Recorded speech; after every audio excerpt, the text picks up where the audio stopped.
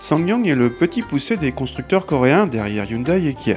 Peu répandue en Europe, cette marque n'importe en France que des 4x4, pick-up ou SUV. Le Corando est le plus petit d'entre eux avec 4,41 m de long, soit 2 cm de moins qu'un Tiguan. Il a été restylé cette année avec pas mal de modifications sur la face avant, rendue visuellement plus agressive. Le Corando n'est disponible qu'avec une seule motorisation, un diesel de 149 chevaux, mais laisse le choix entre 2 ou 4 roues motrices. En revanche, la finition Pack Sport est imposée. A l'intérieur, le restylage a vu la planche de bord sensiblement modifiée. Elle profite de plastique moussé sur sa partie supérieure et d'un serre façon aluminium et bois. L'ensemble est correct en présentation, loin de l'image bas de gamme dont souffre SsangYong. L'équipement comprend la climatisation automatique mais pas d'allumage automatique des feux. A l'arrière, l'habitabilité est presque surprenante vu le gabarit de l'engin et la banquette confortable.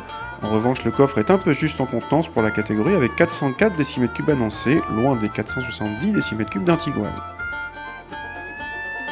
Le restylage pas seulement esthétique a également porté sur l'insonorisation et les vibrations. Le fait est que notre Corando s'est montré plutôt doux à l'utilisation et bien insonorisé, y compris sur autoroute. On entend trop le diesel uniquement quand on monte près de 4000 tours. Ce qui est d'ailleurs inutile puisque ce bloc se montre assez souple à bas régime, la commande de boîte est précise.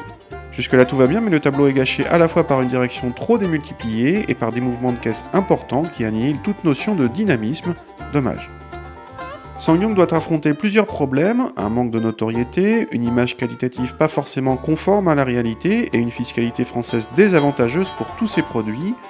Notre Corando en 2 roues motrices est le plus sobre de toute la gamme et doit malgré cela composer avec un malus écologique 2014 de 900 €.